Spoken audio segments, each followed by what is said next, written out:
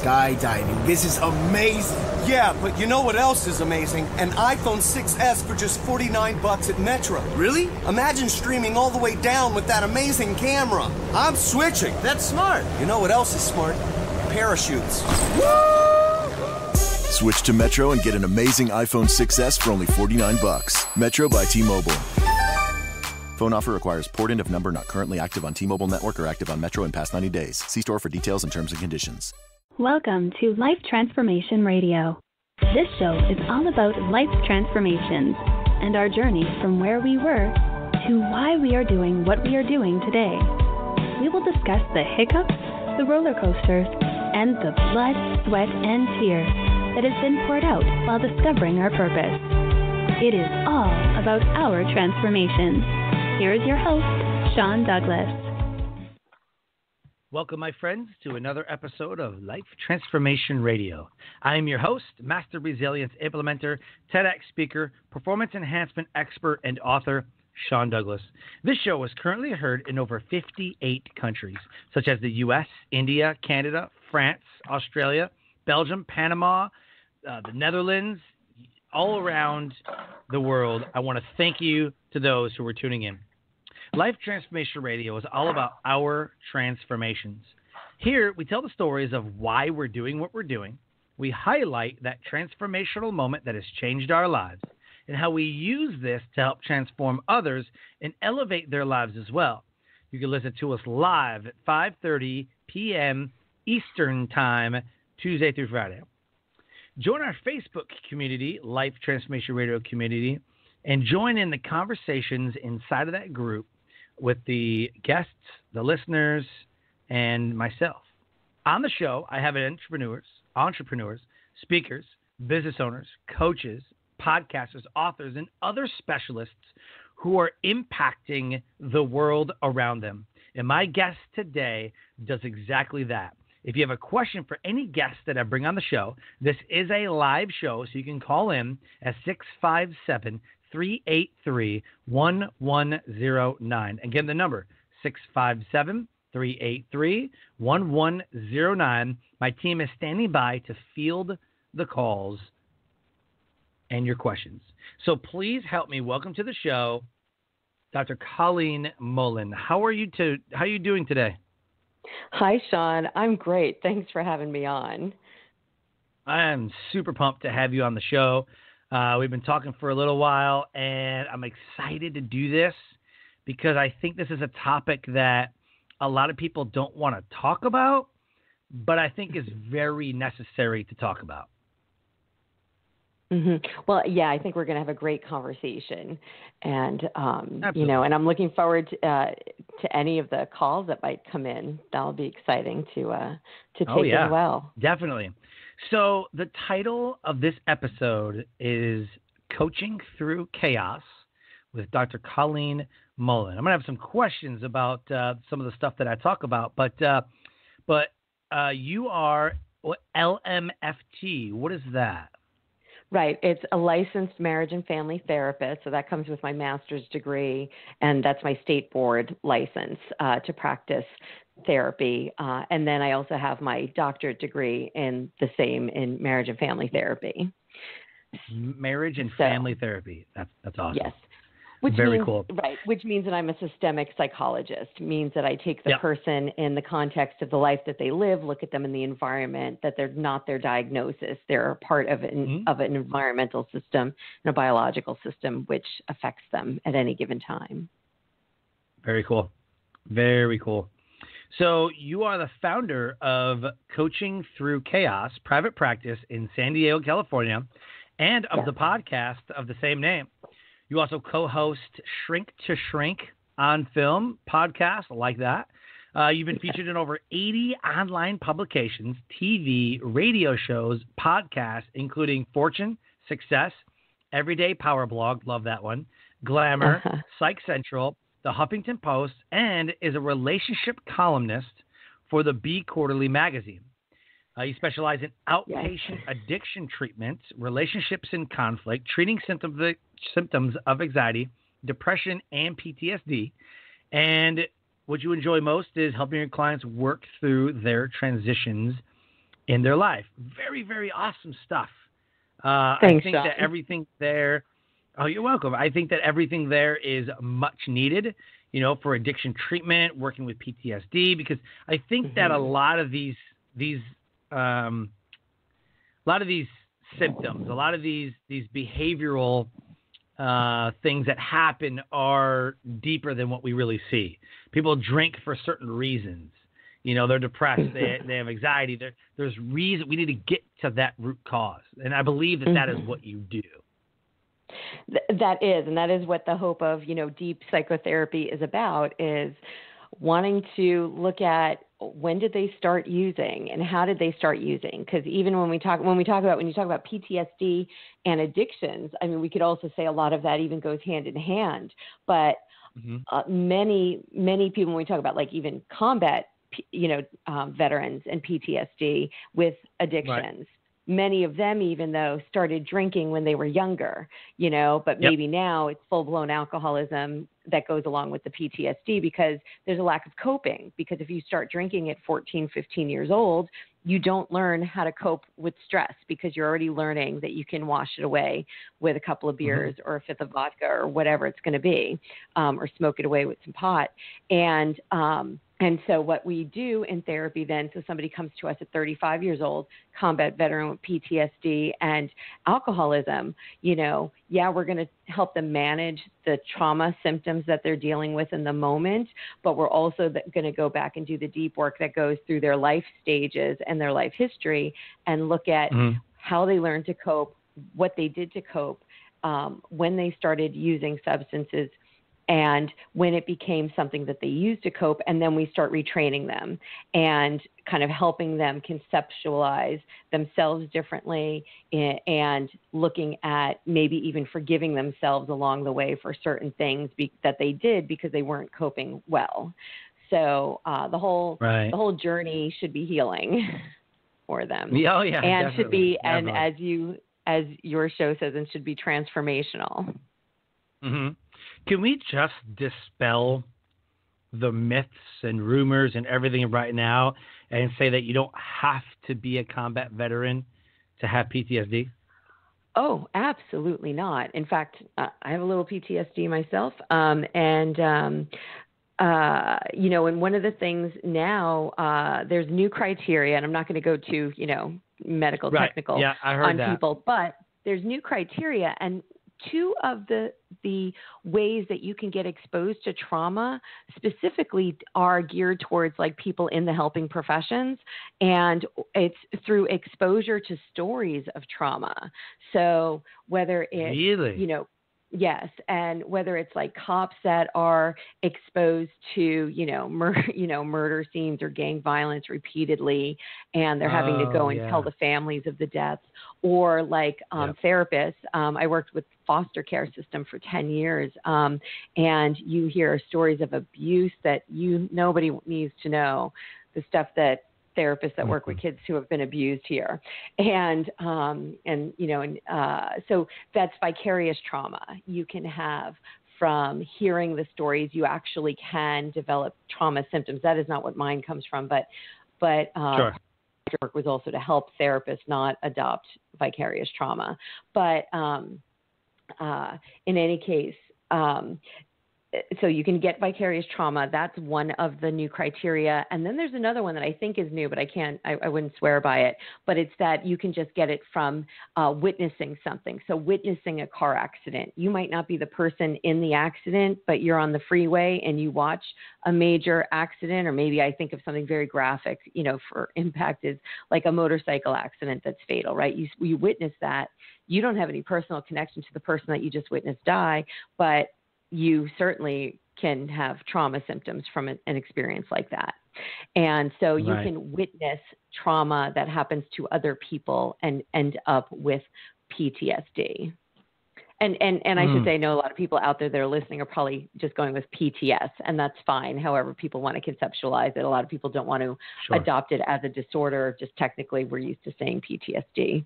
So I want to respect that side of the audience too. Yeah, absolutely. Absolutely. So the first question that I always ask on the show is why?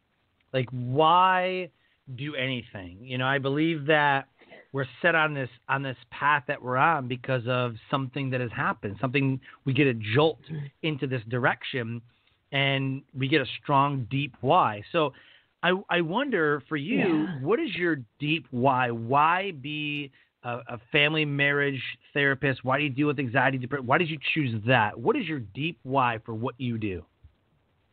Yeah, well, it is very personal. And so I went into this profession many years after I initially dreamed of it, but it was because I grew up and I was one of many kids in my family, one of 5, and for whatever reason I was singled out and was physically abused from a young age by my mother, and we've since repaired that relationship over the years. So, but what happened was, as a child, though, I had an experience at 13 with a therapist that was horrific. And it was just, I knew enough at that time that there were, the whole situation was a husband and wife therapist. And just at the time, I knew that there were things going on where I couldn't scenario. And this is in the 80s. Like, I wonder where, like, CPS reports were back then, but there was never any intervention on our family. And we had one of those families that was, you know, successful parent, you know, single, my father was successful in his profession. My mother was a stay-at-home mom. There was 5 kids to be raised. I get that she was doing what she could do.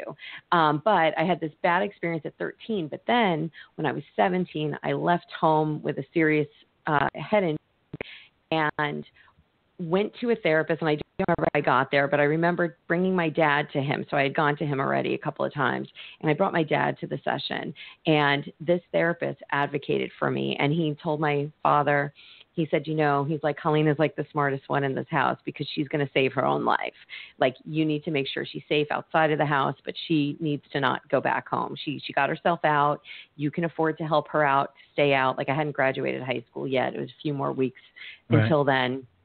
And, you know, and he said, you know, you need to make sure that she stays out of the house. And I thought, oh my God, like someday I want to do that for someone. And, you know, and as things go, life doesn't happen that all of a sudden my life was better because I was out of the house. Because in fact, then I ended up, my dad, you know, thought I was staying at some friends, but you know, when people take in stray teenagers, things usually don't go well. So I actually didn't last there for more than a couple of days, and I ended up sleeping in my car for about 3 weeks over high school graduation, and nobody really many years later. So yeah, I drove around some sleepless nights in my car. Thankfully, I had a car like early on the street. I could stay like in neighborhoods that I knew and stuff, and so that's the short version of that, is that happened. And then I kind of floundered around in my 20s for a bit and always wanted to be a therapist because I had that idea that, oh gosh, I wish I could do that for somebody someday and just advocate for them and make them feel strong and make them feel smart and make them feel like they know what is best for them. Which was the feeling that I had from that therapist. But because I had been abused for many years, I didn't think much of anything of myself. I had very low self-esteem. I never thought anybody would take me seriously. So that led to some really self-destructive behaviors in my 20s. And at some point, I got my life together at around 28, decided to go back to school, and I was on a mission and went back to the university here, a big university in New York, and just started registering for classes and figured, well, they'll give me the degree when I finish all my classes. And I did about 2.5 years of college to finish up my undergraduate degree in a year and a half. I don't even know how I did it. And I worked overnight on a suicide hotline so I could get that letter for graduate school. Yeah, I had like a 24-hour day once a week, and I couldn't even think about that now. But and then I went and moved myself to California for graduate school, didn't know anybody, and it was like the day after my 30th birthday, drove across the country to go to graduate school. And I thought the worst that has happened is I'll come back to New York with a doctorate degree in California. And now it's been a long time. It's been almost 20 years. So so that's my why. Is I wanted to help somebody feel the way that I felt through the therapy that I had done, and then I'm very grateful and proud to say that I believe that I've done that, and that I hope I continue to do that. So well, that's awesome. You know, thank you. This is what I love about the show, right? I mean, this is what I love is that, you know, you see the picture of perfection, right? You see somebody who is changing lives. You see somebody who is at the top of their game. They're literally transforming people, you know, in the mind, in the soul. But yet, when you peel back the onion, they slept in their car. Yes. And they were floundering in their 20s. Yeah. You know, so I'm just so amazed. You know, every time I hear somebody's story, I'm like, that is incredible.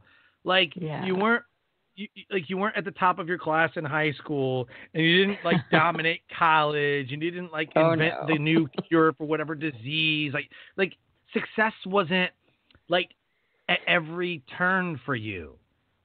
You know, but a lot of people think that that's the way it has to be. Like, they're so successful. Oh my God, they're so successful. Why do you think there's no like 20-year-old PhDs? Not that it takes forever, it's because we don't know what the hell's going on. You know? Well, and I mean, we're in college, we're drinking, partying. You know? Yep. And that's why I do even some of the interviews that I do, and I go so honestly, like I am with you here, is that you know, our profession is one that is we're supposed to be blank slates, and it's not about us and everything else. But we're living in a world that's so different than those rules when they were developed in our profession. And now you can find anything you want out about somebody. So I try to be pretty authentic. No, I don't sit in my therapy rooms and go, oh yeah, I was abused too, and this is what happened when my mom did this to me. I don't do that. But my story's out there. If anybody looks at my Facebook is public. I put everything public. And if anybody even sees my page today, I put up a thing about like, it's okay not to be perfect and, you know, have bad days and make mistakes, because I am relating to that. I'm going through some stuff with my family right now as my mom transitions out of her life, and I'm in a really stressful place and needed that little message today. So I put it out there and hope that other people might get that as well. So, I try not to, I was just going to say, I try not to, you know, ever put out there that, you know, I know more, I'm better than, or anything else. And I don't judge people because nobody would believe where I was 25, 30 years ago. Right.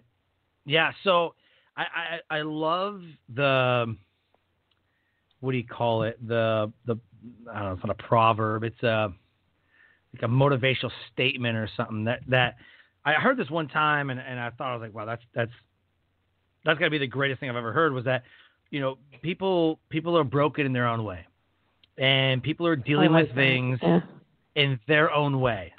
Okay. And people, you never know what people are battling with or struggling with or whatever, but even though you may be broken, right? Broken crayons still color. And when I heard that, I was like, oh my God, yes. Right, and like it was almost like ceramic give it character. Yeah, like if you look at any porcelain dish, there's like there are hairline cracks, little like it could be bone china, ivory china, but if you look at it, mostly the ivory china will have these little cracks and little things, and you know, it kind of gives it the character, you know. But I just, oh man, when I heard that, I'm like, broken. I was like, they do. And what we do, we throw those broken crayons away. We do. We go through our, like, I think every parent has done this, right? Every parent has done this, where they've gone through like, all of your crayons are broken. They're all junk. What are you doing with these broken crayons? You know, and then you throw them away. And then if you translate that to people, like some people might be broken. You know, they went through a traumatic brain injury. They have PTSD. They were in horrible car crash. They had strokes. There's things that people are born with, like Down syndrome and other things. Like if you look at the whole world as a whole, that's what we deal with, right? You got MS, you've got all these things. Yes, and even though we or society, go ahead. I was going to say, and that's why I even ended up working with addicts, and specifically doing a lot of addiction work. I've run a large treatment center and everything else, because I loved. I mean, these were people that nobody cared about anymore. Like literally, I worked with guys that were straight out, like 165 guys in this place, straight out of prison or homelessness. And nobody cared. They thought they were like toss away kind of people, and they were just no good for anything.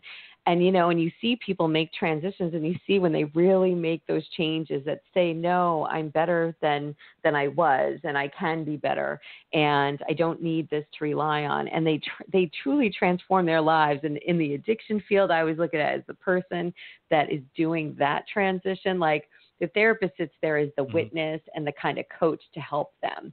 But they are doing, I think it's the most transformational work people can do when they give up an addiction, because they are so, like, they are biologically and physiologically stuck on it, that when they get the strength and figure out how to do that and then learn how not to relapse on that, man, it's amazing. I mean, I know people that were like, that would come up to me and tell me stories of, not remembering robbing a liquor store to get money for their heroin and waking up in jail. And now they are, coordinators at rehabs for the last 30 years. And they're just beautiful people. Transformation. And yeah, it's amazing. So that's how I even got into like specializing in addiction treatment. And also, and for me, because of that messed up time in my 20s, like, I knew it was always a fine line for me. And it always took going to therapy to stop me from going to that point where I wouldn't have any control.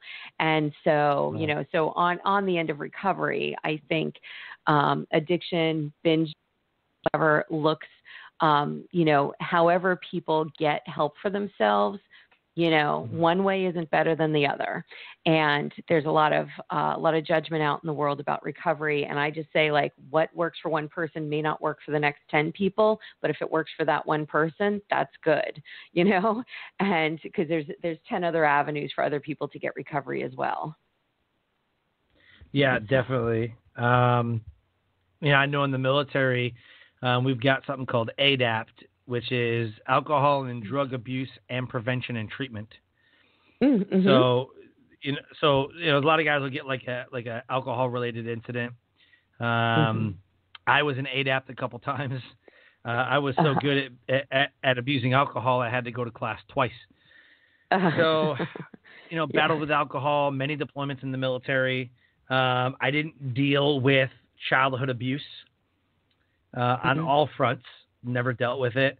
I was drinking at 17 and 18, and I was working in 4th, 5th, and 6th grade. Like, I would shovel snow, rake leaves, cut grass, just to make money so that we would have money. So when you have a drug addict in your house, like my stepfather was a cocaine addict and an alcoholic. So that's what we grew up with, domestic violence, drug abuse, alcohol abuse. And so that's all I knew from, 1st grade to 7th grade. So I started drinking. So do you recognize, so without going too much into psychobabbling you, but do you recognize at this point that you had trauma before you entered the military and did deployments, that you had new trauma later on, but you get that you had trauma as a kid, even though you weren't abused, because that's one of the other criteria when we think about, that trauma criteria. We know that children that witness domestic violence are as much vulnerable to trauma symptoms as the ones who are abused. So, there's that with the drug addiction, which means that there was emotionally unavailable adults in your house, and then possibly, and then witnessing the abuse. So so you had it hard, and then we're drinking, and then went to the military. So yeah, it sounds like you've definitely got, have come a long way in your story as well. Well, there was some therapy, I'm sure. I think that, like, literally, I don't know. I think there's some misconception. I think that I think society dictates a lot of our decisions, and I think or feel that when people say, "Oh, you need a therapist," there's something wrong with you. There's something broken. There's something you're gonna be labeled as, "Oh, I can't tell anybody I'm seeing a therapist. I can't tell anybody. Oh my gosh, like." But you would be surprised at how many people actually go to therapy, whether it be marriage counseling, whether it be just someone to talk to, whether, what I'm saying? So, through that time, right around, 6th, 7th grade, through my senior year, through I think junior year of high school, about 5 or 6 years solid every week we would go every week because my mom needed it. I needed it. My older sister needed it. I think my younger sister was too young to really be abused. But, I've been thrown across the room, hit and punched and whatever else, as a kid. So, I dealt with it. When he was done with my mom, he'd come beat on me for a while. Oh, so, interesting, though. Yeah, because you started out by saying you weren't abused as a child, but you certainly were. Maybe not. Yeah, it didn't start out that way. Yeah, it didn't start out that way. It's like little by little. Like it's little things. Well, it's the and progression. Like, really weird, it's the progression of his sickness with the addiction and the anger. He progressed over the years. You got older and were able to maybe speak up or posture yourself in a way that wanted to protect mom. And you were. It's very unfortunately it's a common scenario. Right.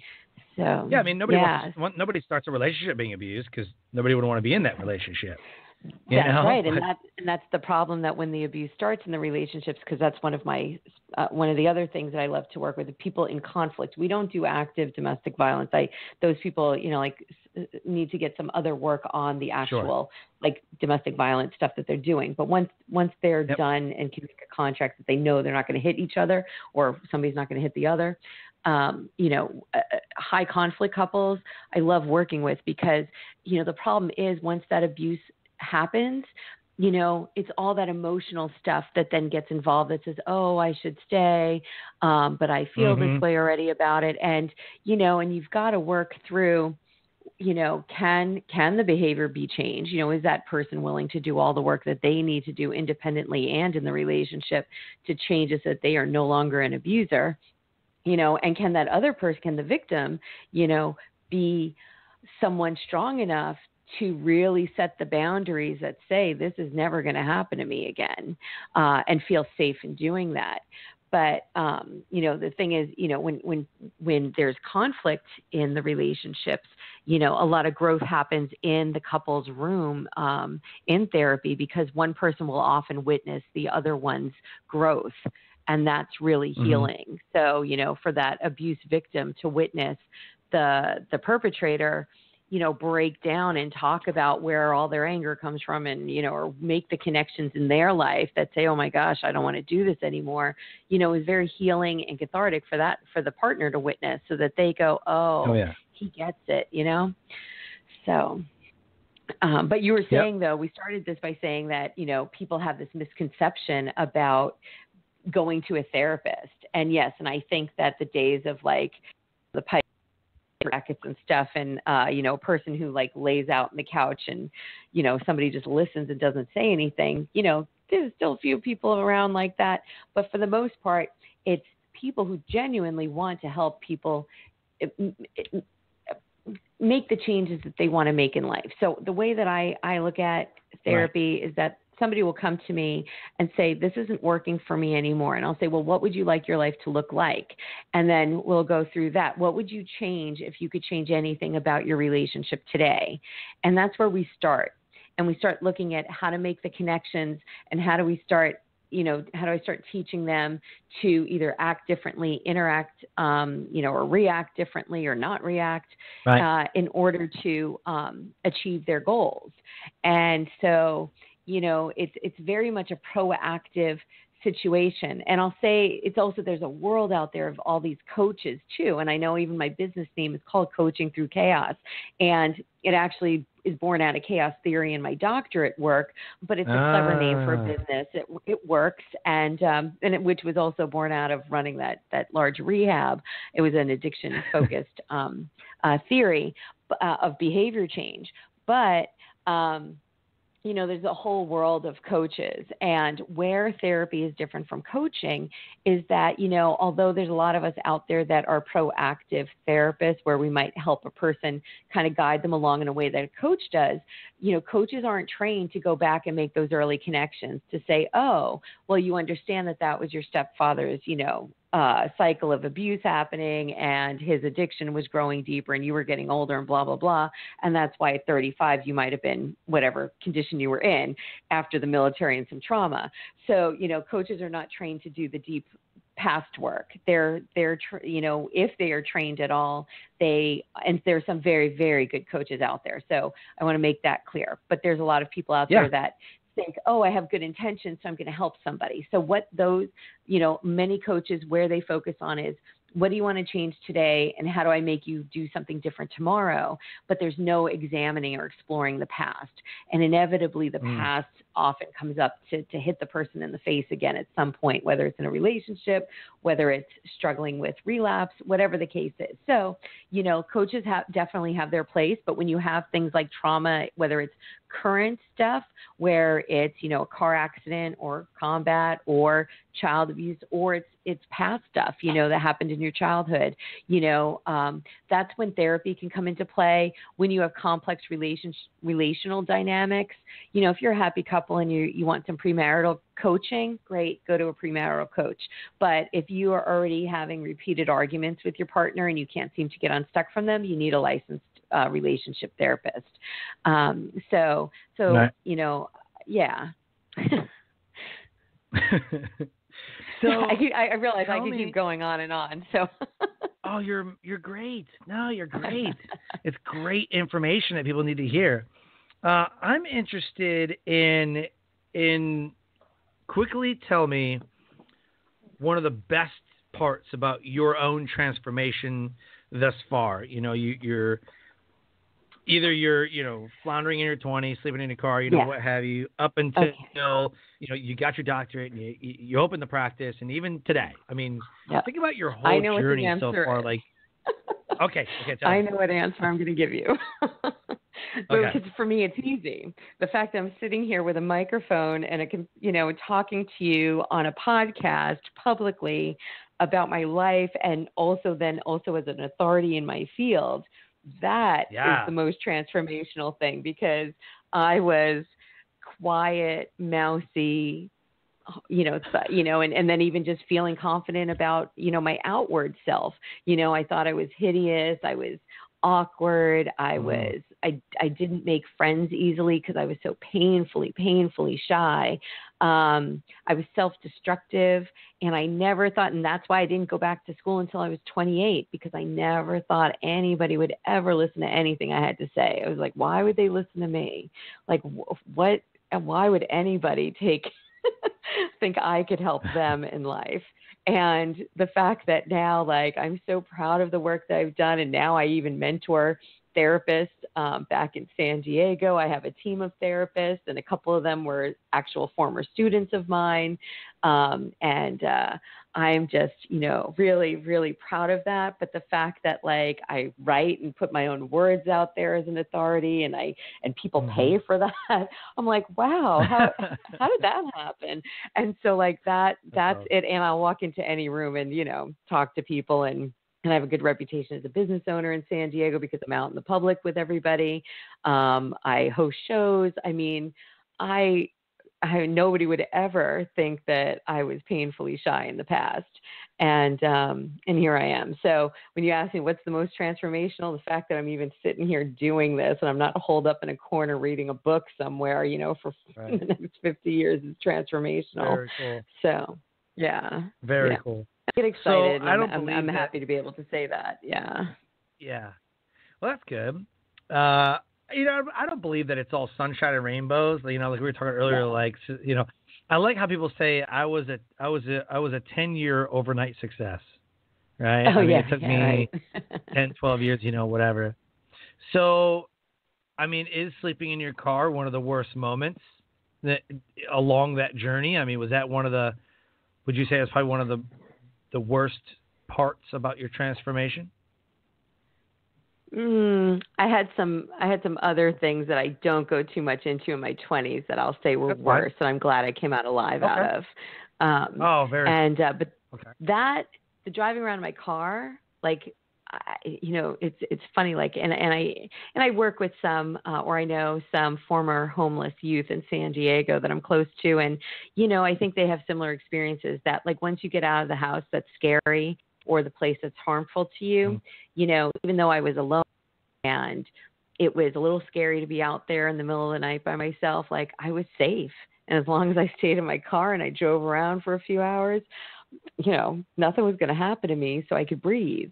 And so staying in the car I was really just kind of more concerned, like, gosh, I don't want my dad to find out, because I didn't want him to feel bad, because I knew that, with all the rest of the kids at home, like he thought he had did what he was supposed to do for me, and I couldn't bring him to tell him that. I couldn't bring myself to tell him that I had gotten, that place didn't work out, and I got kicked out for some teenage reason. And, I didn't want him to feel bad. I didn't want him to feel guilty. And that was my own, like my own little codependency back then of wanting to take care of everybody else when I'm driving around my car at 17 in the middle of the night. But, no, I mean, so there's some really bad experiences that stand out when I was younger, but then, the worst ones happened when I was floundering around in my 20s and doing some really self-destructive things. And I'm pretty happy to be alive now. Very cool. So that's as much as I'll say on that one for now. No worries. So, so I'm curious who your influencers are. Is there people, because I'm not familiar with the space, there's always these gurus like Tony Robbins and the Grant Cardone for real estate and this guy and this guy. I mean, is there certain like influential like therapists or doctors or somebody that like we watch, like everybody's watching Grey's Anatomy, right? Like is there a Harper Avery like in your world that everybody like clings to or is influenced by? Yes, and I'll tell you the both of them have since passed on, but I was I had the ability to have as a professor for 3 semesters, and 2 of them were like active, like him watching me do therapy. His name is Jay Haley, and he's the father of strategic family therapy. When you mentioned Tony Robbins, it's funny. His ex-wife, Chloe Madonis, is the partner with Tony Robbins on the strategic institute that they have. So she branched off and many, many years later teamed up with Tony Robbins because they developed this in the 50s. But Jay Haley is the father of strategic family therapy. And I had the, and I love getting thrown in the ring to kind of prove myself. So the way that Jay would train therapists is he'd be on the backside of a mirror window that you could look through that the clients couldn't see you on. And, I would be in the room with the client for like an initial intake session. We'd bring them onto campus. They would know that they were part of our, study or, student work that we were doing. And there'd be a little computer monitor back when there's computer monitors with dials on them and stuff. And him and the rest of the class would sit behind the window and he would say, tell her to say this. And he would come up with a question or something and it would flash on the computer screen and it would only stay for 2 seconds. And you had to like see it, log it in your head and put it away. Oh, and you had to ask it right away. And if you didn't ask it within a certain like couple of seconds, maybe 30 seconds, he would flash the screen again at you, like ask her. And the client couldn't see any of this going on. They knew that I was getting messages somehow, but they couldn't see the screen flashing. And you would just sit there going, oh my God, there's like 10 people and Jay Haley sitting behind the window waiting for me to ask this question. I better just ask it. And you learn to just kind of get comfortable with being uncomfortable with the uncovering process that you do when you start working with a new client. So I was trained by Jay Haley, so strategic family therapy, and then had the opportunity it's funny, Tony Robbins keeps coming up on a day when I also got to meet Tony Robbins at one of the Evolution of Psychotherapy conferences back in 2007, I think it was. And it was Salvador Minuchin, who is structural family therapy, and he's from Argentina. And he sat next to me by chance at one of these presentations. And as soon as I saw it, I was in the middle of writing my doctorate work as well. And I was like, oh my gosh, Dr. Minuchin. I'm like, can I ask you some questions? And we literally went out into the hallway and he let me ask him some questions specifically about his theory and about how I wanted to merge the theory with strategic family therapy, with structural family therapy as an effective way of working with clients. And it was nice to get his endorsement and then be able to then work with Jay Haley. So, I had some people that were big influences. Right now, people love Brene Brown and her research. Oh, and, yeah. Her books definitely have some relevance among myself and my peers as one of the current day gurus of therapy work. Mm-hmm. And she's all about resilience and, self-worth. Yes. And so she's wonderful. And, and then there's, Virginia Satir and stuff, lots of people in the past. Yep. There's not a lot of current ones. That's why we write some new theories like the one I wrote. No, but we try to do some new work because, really, there's always room for developing new ways of looking at transforming people's lives. Yeah. And that's what I love about, I do a lot of work with resilience. I'm a master resilience trainer in the Air Force. And so, we talk about the broaden and build theory with Barbara Fredrickson, and what that looks like and how that translates into your life. We talk about the London cab driver research, the white bear phenomena and, things like this that I'm like, man, it's just so fascinating. I love the research part and how somebody figures out that if this does this, then this will happen. So I love that stuff, and how that translates into application. That's the fun part for me. Oh, right. And when you can shed light on something for someone to say, you know what, and maybe tell them about one of those studies you were just talking about that, when this happened. And then people put it together and they go, oh, you mean when this happens in my life, this can happen over here. And when people start to get it and relate it to themselves, that's when, you start to see a lot of growth.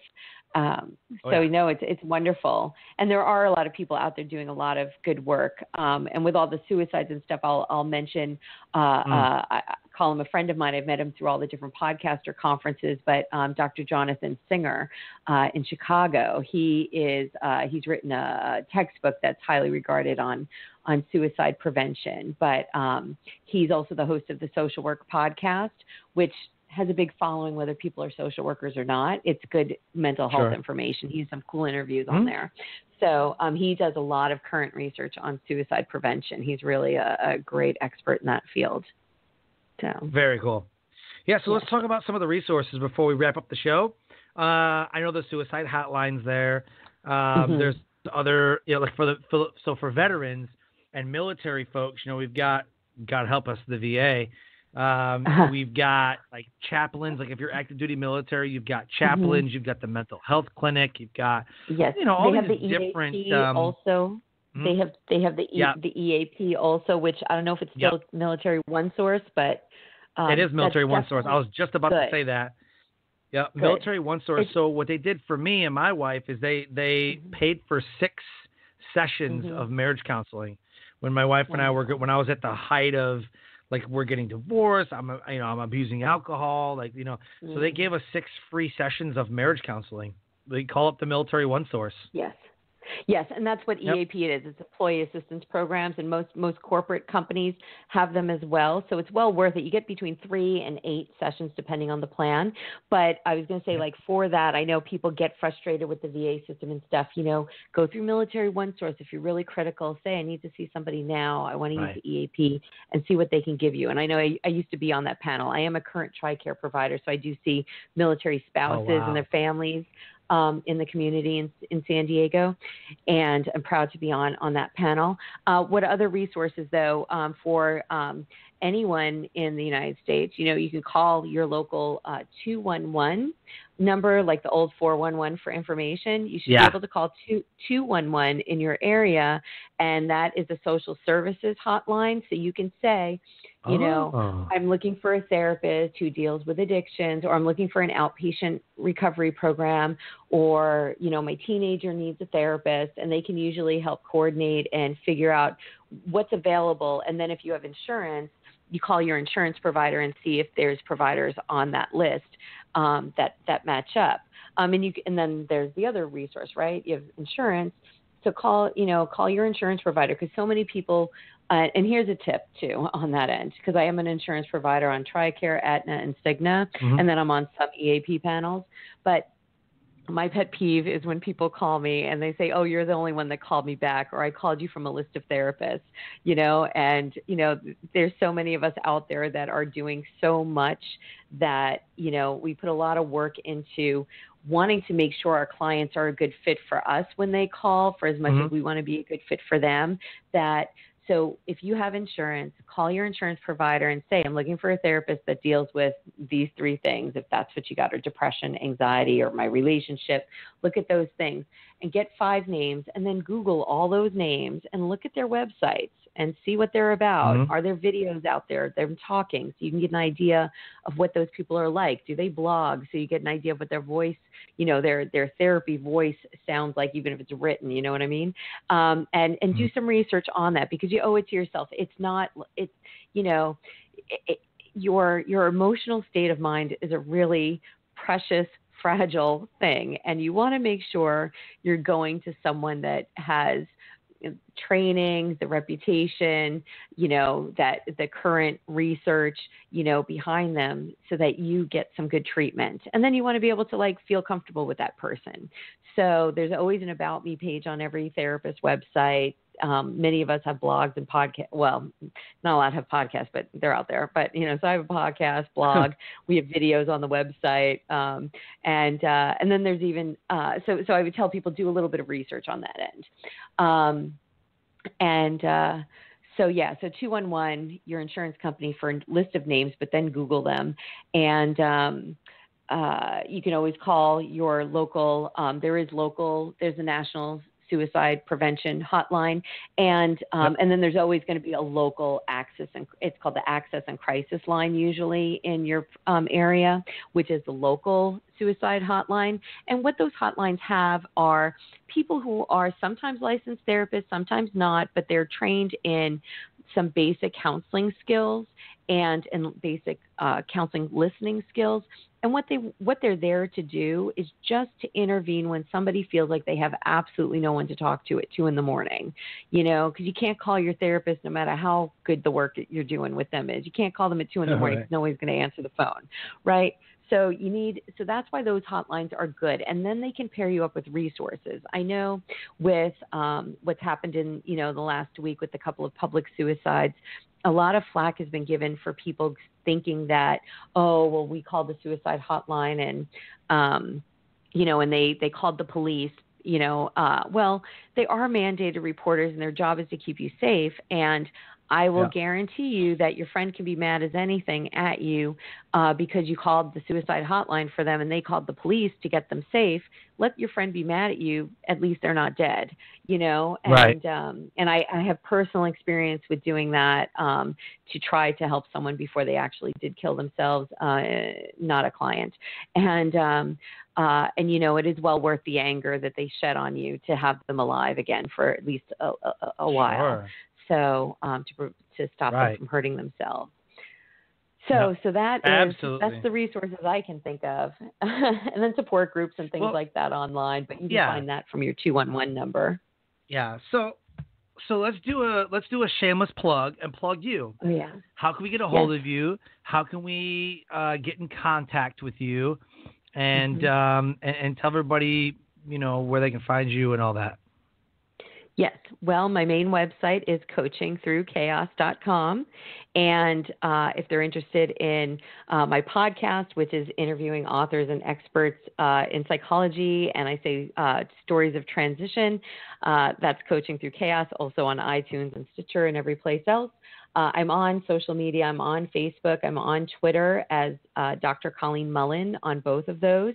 And I'm also right now just as of within 24 hours, just posted it, offering relationship coaching online. So my therapy practice is based in San Diego. My license to practice therapy is in California. So I am still taking new clients in California. But if people are interested in getting some relationship coaching, happy to do that online. And they can find my little post about that on Facebook and on Twitter today. We'd love to know if any of your listeners find me online, say hi and let me know what you thought of the interview. Awesome. Very, very cool. I know that the relationship, the counseling that we went through, you always feel like you're being attacked. You always feel like, because you don't want to feel like you're the one doing things wrong, but sometimes just the fact of the matter is you are doing things wrong. So, so as we wrap up and close the show, can you deliver your best nugget of knowledge that will motivate, transcend, and inspire someone to take action today? Wow, that's okay. Yes. I'll say, today is a great day to start. You can always. There you go. Yesterday doesn't matter. It really doesn't. It's how much energy do you still want to give it today? And you can always change that level of energy. So, it can be done. It doesn't matter how old you are right now listening to this. You can make a change. I started with a 67-year-old woman yesterday. Like, she's going to make change starting, like, she's already making changes because of reaching out. So it can happen. So it's never too late to start. Today's a great day. Today's a great day to start. Yeah, yes. Absolutely. It's just a mindset, right? I mean, I think a lot of it comes down to self-worth and different things, but that's what the therapists are there to determine. So, Perfect. Right. Well, thank you so much for being an absolutely amazing guest on the show. I learned a lot. This is kind of like with the resilient stuff and love the research and all that. So this was a lot of fun. Thank you for your time. Thank you so much, Sean, for having me on. It really was a blast, and I hope your listeners found it helpful. Oh, I'm sure they will. Oh, definitely. So, we can get in touch with you through the website, Coaching Through Chaos, Twitter, Facebook. Yes. I encourage all of the listeners connect through there, and then just go check out the podcast. It's on where's the podcast at besides iTunes? Anywhere else? Oh, yeah. Stitcher, TuneIn, FM, and then there's also Shrink to Shrink. So it's Shrink with the number 2, Shrink. And that's on all the other podcast avenues as well. And that's a fun movie-focused podcast. It's me and another therapist, and we take one movie a month and psychobabble about it. And it's a lot of fun. We've done that for a couple of years every month. Oh, that's very cool. I'll have to check that out, because I'm a huge movie buff. Oh, you'll love it. I'll send you a few links. Oh boy, so you can listen to some of my favorite episodes. As long as they're 80s movies, I'm super 80s kid. You know what I mean? So yeah, way good. Okay. I'll see what we have. Awesome. Right. All right. Yeah. So, Life Transformation Radio listeners, another amazing guest, another impactful episode. If anything that Dr. Colleen Mullen said here today resonates with you, or you know somebody that is battling or struggling and you're not sure how to reach out or what to say to them, contact Dr. Colleen Mullen and continue listening to what she has to say on her website, through the podcast. There's all these resources that she had named. Find one of the resources, get in touch with somebody to become educated in this area. So again, coachingthroughchaos.com, and she's on Facebook and Twitter at Dr. Colleen Mullen. So as we close the show, I always say, live your brand. Find opportunities every day to live out the values that you hold deep in your heart. And I call this living your brand. So until next episode, have a great night.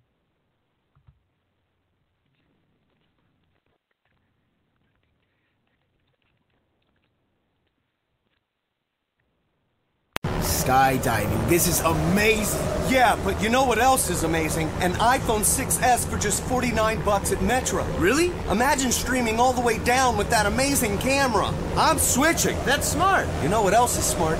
Parachutes. Woo! Switch to Metro and get an amazing iPhone 6S for only $49. Metro by T-Mobile. Phone offer requires port-in of number not currently active on T-Mobile network or active on Metro in past 90 days. See store for details and terms and conditions. Skydiving. This is amazing. Yeah, but you know what else is amazing? An iPhone 6S for just $49 at Metro. Really? Imagine streaming all the way down with that amazing camera. I'm switching. That's smart. You know what else is smart? Parachutes. Woo! Switch to Metro and get an amazing iPhone 6S for only $49. Metro by T-Mobile. Phone offer requires port-in of number not currently active on T-Mobile network or active on Metro in past 90 days. See store for details and terms and conditions.